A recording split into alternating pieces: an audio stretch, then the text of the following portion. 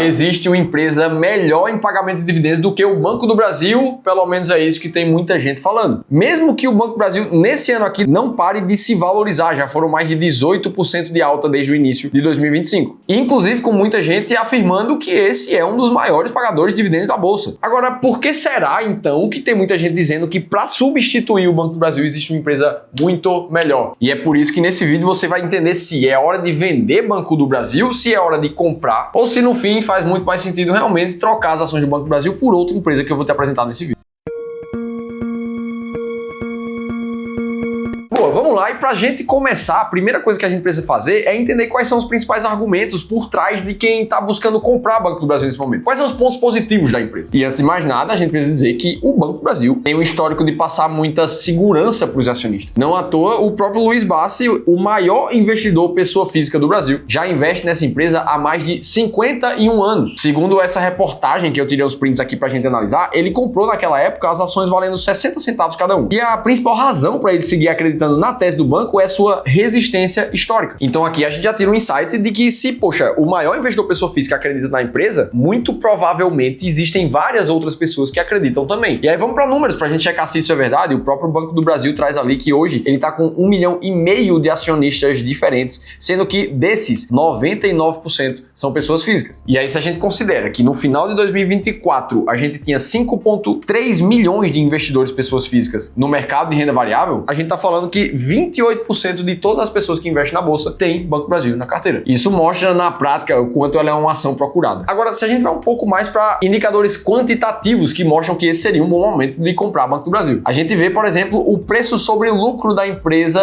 abaixo da média histórica. E é esse insight que a gente tira por esse gráfico, onde de 2016 até 2020, mais ou menos, ela estava com um PL ali bem acima da média, em cerca de 8 até 10. Sendo que de 2021 para frente a empresa ficou muito barata em termos desse indicador somente, chegando num PL atual um pouco mais de 6, só que ainda assim abaixo tanto da média do setor bancário quanto da média dela mesma nos últimos 10 anos. E isso tudo acontece enquanto o Banco do Brasil fechou 2024 com seu lucro recorde, batendo a casa de 37,9 bilhões em 2024. Então o lucro vem subindo, ainda assim o PL dela ainda não está nas médias dos últimos 10 anos. A terceira razão de otimismo por trás do Banco do Brasil é o próprio dividend yield, que vem batendo recordes nos últimos anos também. E aí olhando também para esse gráfico, a gente vê uma mudança completa de prioridade na distribuição de dividendos a partir do ano 2021, onde ela saiu de uma distribuição que girava em torno de 3 a 4,5% ao ano para valores acima de 7, chegando a bater quase 12% num ano só. O que também coloca ela num dividend yield médio acima da média do setor bancário, que está em 1,95%. E aí, para fechar, o quarto ponto de otimismo por trás da empresa é que o preço por valor patrimonial está abaixo de 1, 0,9 para ser mais preciso nesse momento. Ou seja, um desconto de 10% em relação ao seu valor patrimonial. E aqui a gente precisa lembrar que o PVP pode indicar uma empresa que está subvalorizada na bolsa. Da mesma forma, nessa imagem a gente vê que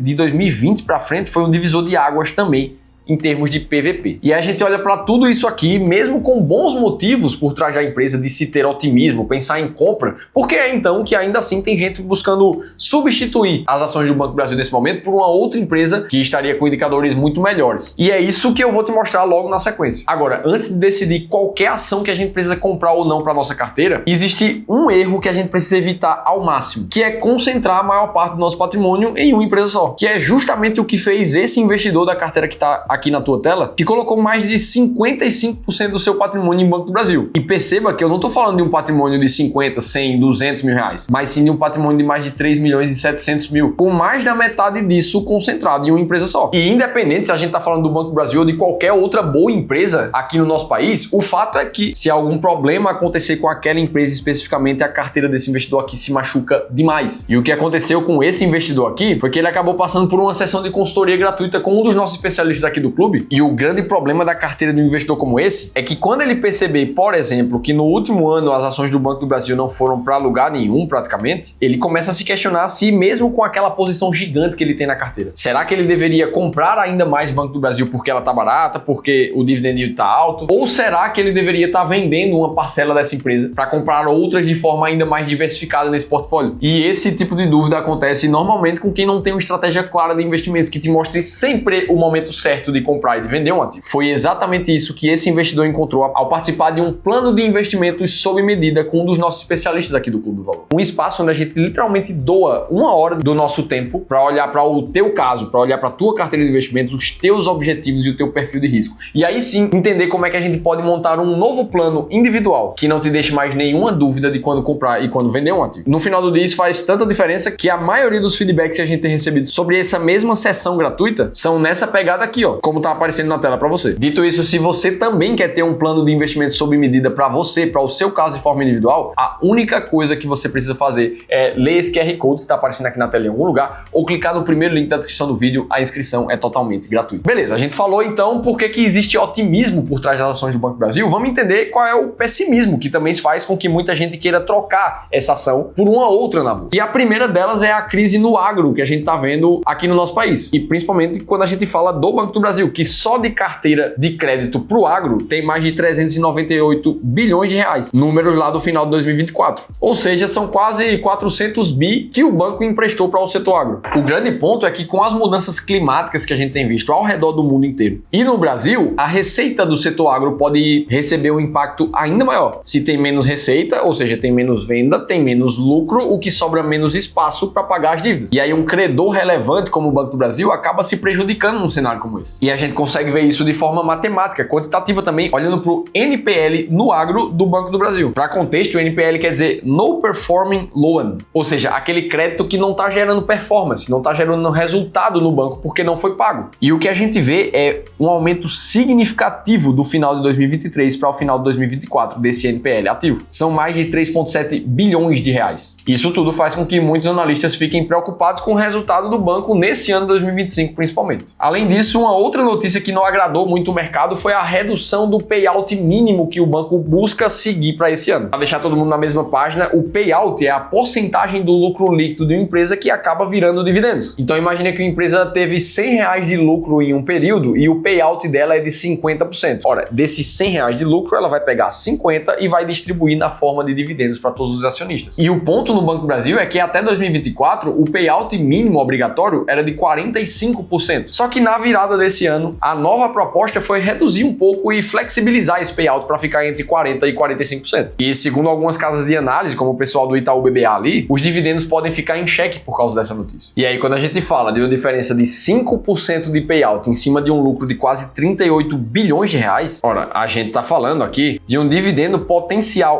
a menos de quase 2 bilhões de reais no ano por causa dessa mudança de payout. E é principalmente por esses dois motivos que tem muito especialista buscando investir em outra ação do mercado, inclusive do setor bancário também. Essa que também teve o seu maior lucro da história no fechamento do ano passado, batendo todo o histórico de qualquer banco aqui no nosso país. E ela é considerada melhor do que o Banco do Brasil porque está com os resultados melhores de forma geral, com a rentabilidade mais alta, eu já vou te mostrar isso, um alto nível de capitalização e com a inadimplência sob controle diferente do caso do Banco do Brasil. E a gente está falando aqui das ações do Itaú, que de fato, quando a gente vai olhar para a rentabilidade do capital, medida pelo ROI, uma das principais métricas quando a gente vai olhar para bancos, o que a gente vê é o Itaú com um ROI acima de 18,5% nesse momento, acima da própria média dos últimos 10 anos, e bem acima da média do setor bancário também, enquanto que no Banco do Brasil a gente vê um ROI abaixo de 15%, que fica atrás da própria média do banco. Já quando a gente fala de inadimplência, o Banco Itaú fechou o ano passado com um indicador em cerca de 2,4% no final do quarto trimestre. Já a inadimplência do Banco do Brasil para 90 dias ou mais ainda está na casa de 3,3%, o que é quase 1 ponto percentual acima. Isso faz muita diferença no balanço do banco. Então aqui a gente pega dois dos grandes problemas que o Banco do Brasil vem passando e entende por que tem muita gente preferindo o Banco Itaú. Agora, o fato é que nesse vídeo a gente está unicamente falando sobre dividendos. Será então que o Banco Itaú superou o Banco do Brasil nesse quesito quando a gente olha para estratégias validadas, comprovadas, que já funcionam há décadas? E como aqui no Clube do Valor a gente não toma decisão com base em achismo, muito menos com base em projeções do que a gente acha que vai acontecer em 2025, em 2026, 2027, com a troca possível de governo ou não. O que guia, na verdade, a nossa tomada de decisão para comprar ou para vender um ativo são estratégias totalmente sistemáticas, baseadas em critérios claros e fundamentados em dados que a gente já tem na mão. Foi assim que lá em 2022 a gente criou a primeira versão da estratégia máquina de dividendos, que hoje busca olhar para 6 critérios diferentes na hora de escolher as 10 maiores pagadoras de dividendos da bolsa, que são eles: a liquidez da ação que precisa ser grande o suficiente, o lucro no último trimestre que precisa ser positivo e inclusive crescente nos últimos 3 anos, os limites de payout que precisam ser saudáveis, demonstrando que a empresa tem realmente prioridade em distribuir dividendos. As empresas precisam ser menos voláteis e, claro, elas precisam ter uma alta distribuição de dividendos nos últimos 36 meses. E no fim do dia, não basta chegar aqui com um monte de critérios se a gente não comprovar que eles realmente funcionaram no passado. E aí, quando a gente olha para esse gráfico que está aí na tela para vocês, a gente entende que sim, investir nas 10 empresas que mais pagam dividendos na bolsa teve uma performance muito acima do índice Bovespa aqui no Brasil. E é justamente nesse cenário que, quando a gente olha primeiro para o Banco do Brasil, a gente encontra sim ele entre as 10 maiores pagadoras de dividendos, com um dividend yield ponderado nos últimos 3 anos de 8,3% ao ano, ficando ali na 7ª colocação do ranking da máquina de dividendos atualmente. Agora, o Banco Itaú não teve o mesmo sentido porque não passou em alguns dos critérios da estratégia e nem aparece no ranking nesse momento. E isso acontece porque no filtro de lucro crescente dos últimos 3 anos, o Itaú, representado pela sua holding, a Itaúsa, que é muito mais líquida na bolsa, acabou não passando nos filtros da estratégia. E assim a gente tem sempre uma resposta muito clara do que fazer, de qual ação escolher para comprar ou para vender, independente das narrativas que estejam saindo no mercado. Agora, se você quiser entender como é que o Tesouro IPCA+,